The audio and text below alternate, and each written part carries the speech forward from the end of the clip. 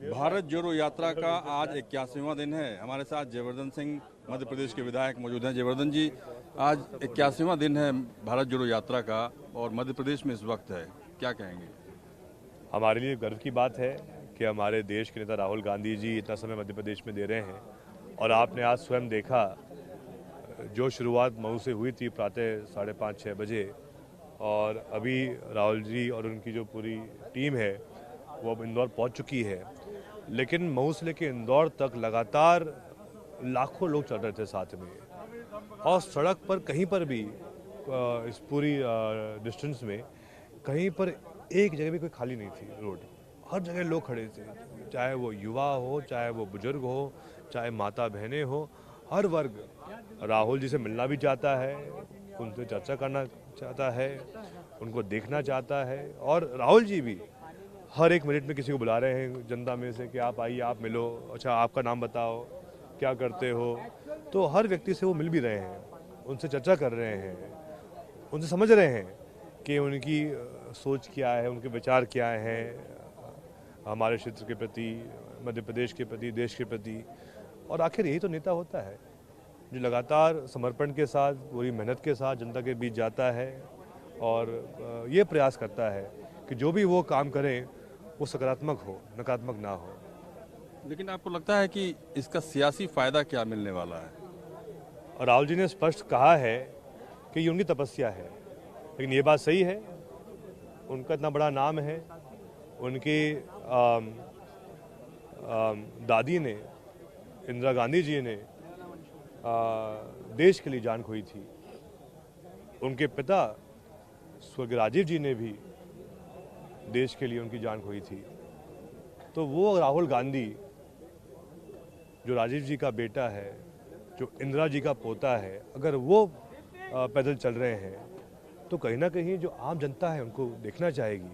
और ये बात सही है कि वो कांग्रेस के नेता हैं, दिग्गज नेता हैं, तो चाहे मध्य प्रदेश की बात करें, देश की बात करें, कांग्रेस को भी इससे लाभ मिलेगा। लेकिन मेरा मानना है सबसे महत्वपूर्ण बात जो है कि भाजपा ने राहुल जी के प्रति एक भ्रम फैला दिया था और वो आज भ्रम दूर हो चुका है जनता के बीच में। आपको लगता है कि इस यात्रा के बाद राहुल गांधी की जो इमेज बन रही है वो बीजेपी जिस तरीके से भ्रम फैलाने की कोशिश कर रही थी आपके मुताबिक, उसको तोड़ने में कामयाब होगी? 100%, क्योंकि इस यात्रा में हमने अनेक ऐसे पल देखे हैं जहाँ राहुल जी बहुत प्रेम के साथ लोगों से मिल रहे हैं, बहुत ही अपनापन लोग भी महसूस कर रहे हैं उनके साथ में।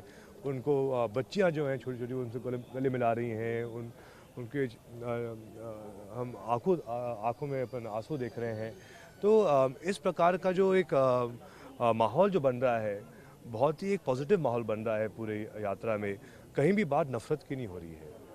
और इसीलिए हमारा नारा है नफरत छोड़ो भारत जोड़ो, क्योंकि जो राहुल जी का उद्देश्य है वो है कि हमारे पूरे भारत में सामुदायिक सद्भाव रहे, भाईचारा रहे, एकता रहे, और उसी संदेश के साथ राहुल जी पैदल चल रहे हैं। अगले साल मध्य प्रदेश में चुनाव होने वाला है और जिस तरीके से मध्य प्रदेश में कांग्रेस की सरकार थी, लेकिन कुछ विधायकों के पलटी मारने के बाद बीजेपी की सरकार अभी चल रही है, इसका कितना फायदा आगे आने वाले समय में आपको मिलेगा? जनता ने तो 18 में ही भाजपा को घर बैठा दिया था, लेकिन फिर उन्होंने सौदा किया और जो सरकार आज मध्य प्रदेश में है वो जनबल की नहीं, धनबल की है।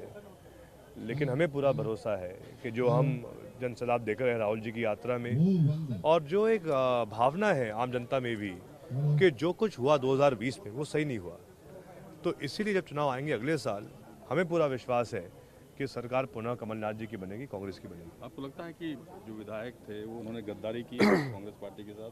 आवश्यक, अगर, और सिर्फ पार्टी के साथ नहीं, लेकिन जो मतदाता है उनके साथ भी धोखा किया, क्योंकि आखिर जब वही विधायक चुनाव लड़े थे 18 में तो उनने वोट मांगा था कांग्रेस के चिन्ह पर, लेकिन 2 साल बाद जब उन्होंने इस्तीफा दिया तो क्या जनता से पूछा? जब जरूरत थी वोट की जनता के पास गए, लेकिन जब जरूरत नोट की थी जनता के पास नहीं गए उस समय। यही उनकी असलियत है। तो इसलिए मेरा तो ये मानना है कि जो वो सौदेबाजी हुई उस समय, जनता ऐसे सौदेबाजों को भी माफ़ नहीं करेगी। सरदार तो ज्योतिरादित्य सिंधिया है। अब सिंधिया जी तो आप भाजपा से पूछो उनके बारे में, हमारे विषय नहीं है। अब एक और सवाल कि जिस तरीके से दिग्विजय सिंह इस पूरी यात्रा के कोऑर्डिनेटर हैं और उनकी मेहनत साफ दिखती है, आप दद्दा जी कहते हैं ना उनको, क्या नहीं, कहते हैं? वो दाता दाता जी। कहते हैं। तो दाता का कुछ बदला रूप आपको दिखाई दे रहा है क्या? नहीं, वो कभी बदलते नहीं हैं। आप उनको जानते हैं दिग्विजय सिंह जी को, जो वो कहते हैं सो करते हैं। यही उनका हमेशा, अगर आप पिछले 40 साल देखोगे तो यही उनका इतिहास रहा है। उनने जो कहा सो किया, और मैं मानता हूँ हम सबके लिए वो एक बहुत ही उत्कृष्ट उदाहरण है, सदैव रहेंगे। धन्यवाद। हमसे बातचीत करने के लिए कैमरा पर्सन संजय सिंह के साथ रमन कुमार, इंदौर, न्यूज़ 24। नमस्कार, मैं हूं मानक गुप्ता। अगर आपको हमारा ये वीडियो पसंद आया हो तो इसे लाइक और शेयर जरूर करें, और हाँ, हमें सब्सक्राइब और फॉलो करना ना भूलें, ताकि आप देश और दुनिया की कोई खबर मिस ना करें। तो जुड़े रहिए हमारे साथ और देखते रहिए न्यूज़ 24।